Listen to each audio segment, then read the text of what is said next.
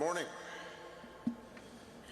to President Biden, President Clinton, Speaker Pelosi, members of the Kennedy family, friends, admirers. It is a great honor to be with you today to say a few words about my dear friend, Ethel Kennedy. Most Americans got to know Ethel as a wife, a mother, a grandmother, a great-grandmother. You can hear some of those great-grandchildren hollering as we speak. The woman who, standing alongside her husband, Bobby, helped tap the idealism of an entire generation. The matriarch who instilled a commitment to justice in her children and grandchildren and great-grandchildren and helped raise a legion of change makers and public servants. And she was proud of those roles. She loved family, just as she loved friendship. But as anyone who ever met Ethel knows, she was a lot more than that. She was a big dose in a small package. While Bobby was shy and serious, apparently, Ethel was not. She was a spitfire from a young age. Some of you have heard the stories. The school yearbook describing her as, quote, alive with mischief. In college, demerits for a long list of infractions, including chewing gum and, quote, disorder in the tea room. I can only imagine what that was like. And that irrepressible spirit did not end once she left school, or after she was married, or had children, or became a grandmother. There's the famous party where she pushed Arthur Schlesinger Jr. and several cabinet members into the pool fully clothed. The touch football game where she bit the writer George Plimpton on the ankle. And of course, the rotating cast of family pets, dogs, horses, chickens, cats, goats, turtles, reputedly a hawk, an armadillo, and a seal. Not sure where they kept the seal.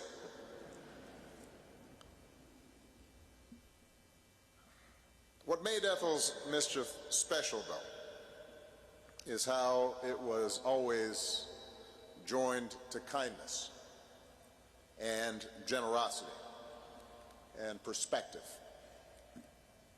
and fortitude, in the same way that her joy, her zest for life, her love for people, helped feed in her a righteous anger towards the many injustices in our world. Her life was marked by more tragedy and heartbreak than most of us could bear. And she would have been forgiven, I think, if at any point she had stepped away from public life or allowed bitterness to fester after all she and her family had been through. But that is not what Ethel did, because that's not who she was. We all know the story of how, on the train carrying her husband's body from New York to his final resting place in Arlington, she famously walked up and down the aisles trying to cheer up every friend and colleague and reporter on board.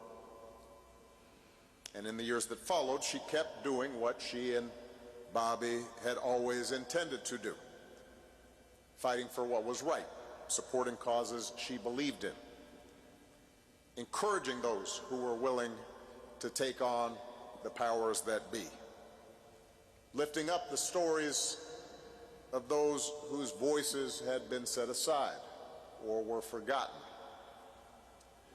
and making sure that her children and grandchildren and great-grandchildren felt a responsibility to do the same.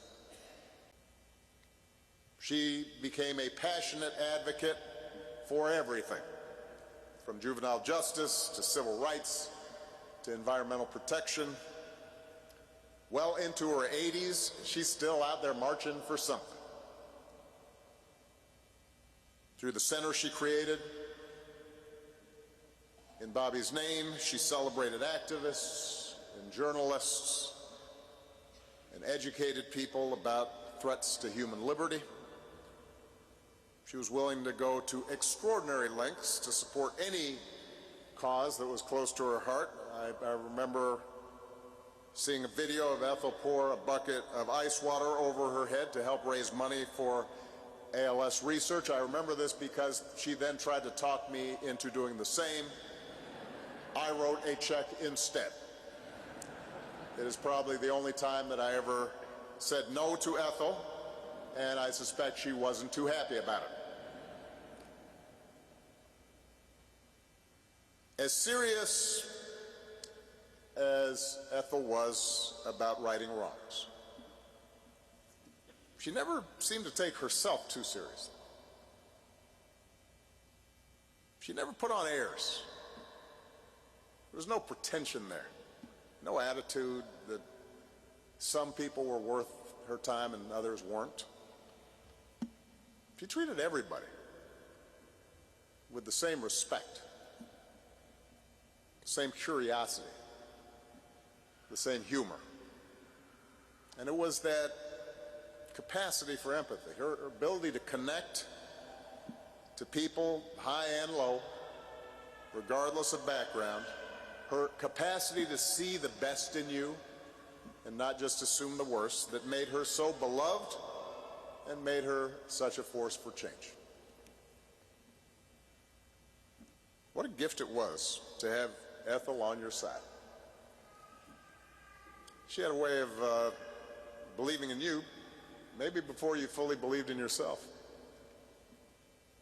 I remember meeting her for the first time. I don't remember exactly the date. It was shortly after I'd spoken at the Democratic Convention in Boston. I had just emerged on the national scene, not sure if I had even been sworn in yet to the Senate, and this newfound attention was a little disorienting. It was like being shot out of a cannon, a friend of mine described it. Anyway, I'm at some function, and suddenly this small woman with this huge smile and these twinkling eyes marches right up to me and grabs me by both hands and looks up at me, and I realize it's Ethel Kennedy, which of course is even more disorienting. And she looks up and she says, "Oh, I like you. You're going places." And I stammered something to the effect of, "Oh, Miss Kennedy, you're so kind. It's an honor to meet you." And she just cut me off, like she'd do sometimes. Oh, stop it," she said. You know you're going places. Just make sure to enjoy the ride." You see, Ethel didn't have much patience for navel-gazing or overwrought sentiment, because she was too busy enjoying life and getting stuff done. In fact, if she were here today, I'd imagine her leaning over and whispering to someone that it is time for me to wrap up. So let me end with this. We live at a time of such rancor and division and suspicion and loneliness. And we isolate ourselves with gadgets and diversions, and we're encouraged to chase after things that don't last, and we have trouble distinguishing what is true from what is false, and we succumb to those voices that find it profitable to stoke anger and grievance. And even in resisting such voices, we so often find ourselves succumbing to cynicism or despair. What better time then to remember the life that Ethel Kennedy lived?